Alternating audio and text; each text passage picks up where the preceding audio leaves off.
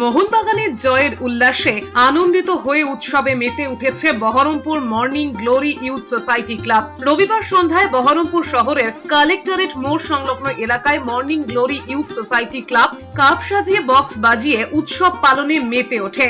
2024-25 যে ISL league খেলা হয়েছিল, তার যে খেলা চলছিল তাতে দুটো ম্যাচ থাকতে মোহনবাগান সুপার জায়ান্ট চ্যাম্পিয়ন হয়ে গেছিলো। সেই মোহনবাগানের এই সাফল্যে আমরা গর্বিত হয়ে আমরা সদস্যরা, মোহনবাগান সমর্থকরা আজকে এই বিজয় উৎসব পালন করছি এখানে আমাদের এই ক্লাব প্রাঙ্গণে। তাতে ইস্টবেঙ্গল আমাদের যারা সমর্থক আছে আমাদের এই সদস্যদের মধ্যে, তাদেরকে আমরা আমন্ত্রণ জানিয়েছি। নৈশবাজার আয়োজন করেছি, তাদেরকে আমরা সাদর আমন্ত্রণ জানিয়ে আজকে একটা মিলন উৎসবের আয়োজন করেছি। আমাদের সাফল্যের কথা মাথায় রেখে, মোহনবাগানের কথা মাথায় রেখে এটা একটা মিলন মেলার মতো আজকে আমরা করেছি। বাংলার ফুটবলে এখন একটাই নাম, মোহনবাগান সুপার জায়ান্ট। তাদের অবস্থা জানি না, তারা কি করে, কি আগামী দিনে কি করবে। একটাই নাম, মোহনবাগান।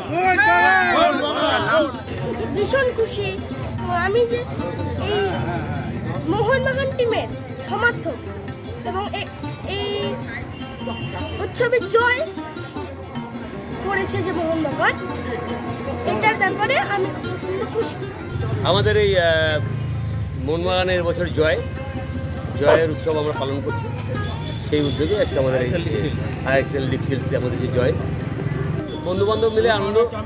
আর আমাদের যারা বন্ধুরা ইস্টবেঙ্গল সমর্থক আছে তারা আজ নিমন্ত্রিত, তাদেরকে আজকে আমরা বসিয়ে আমাদের ফেভারিট আইটেম চিংড়ির মালাইকারি, খাসির মাংস, ভাত, সবুজ মেরুন মিষ্টি, তাদেরকে আমরা বরণ করব।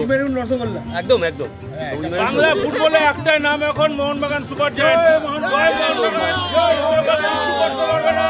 বহরমপুর থেকে গণেশের রিপোর্ট, এস নিউজ।